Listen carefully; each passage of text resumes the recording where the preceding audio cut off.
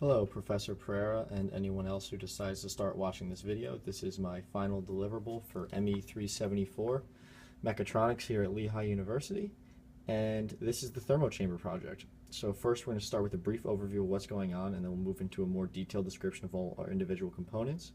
So to start, this is our motherboard. It contains all the major pieces of what actually controls the system, and our system is this thermal chamber over here, which is more or less a light that has a fan on top with a bunch of different temperature sensors and other sensors attached to it. And our goal is to help control the temperature within this chamber. It's powered by our power supply over here. It's hooked up our computer, to which we have running a graph of the temperature set point in processing.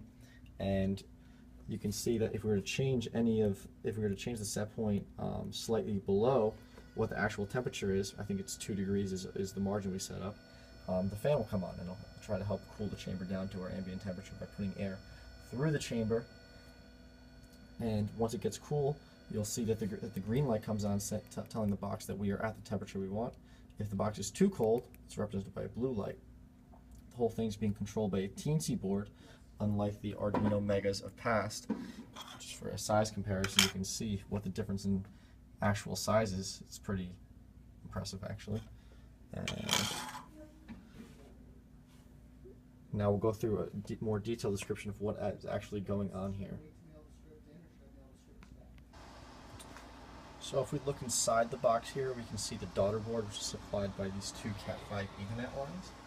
I actually had to unplug the box and turn the light off because you wouldn't be able to see the video otherwise. Just a quick walkthrough of what's going on here. This is the relay.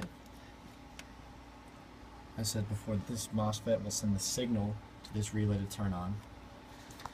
And you can see the daughter board crammed in here very nicely. We have the temperature sensor on the board, which is this guy here. We have the two diodes, which will represent the drains on these two relay circuits, powered by the MOSFETs. And that's really it. There's not a whole lot going on here. We have our connections for the IR sensor and the other two temperature sensors, which are fed back in through this box. And as I said before, here's our exhaust fan temperature sensor right here. So that's relatively it. It's a pretty simple system. There's not a whole lot else going on. It's pretty simple. You can check my online folder to see my code and everything else that went into making this. Thank you for watching, and give me an A. Thank you.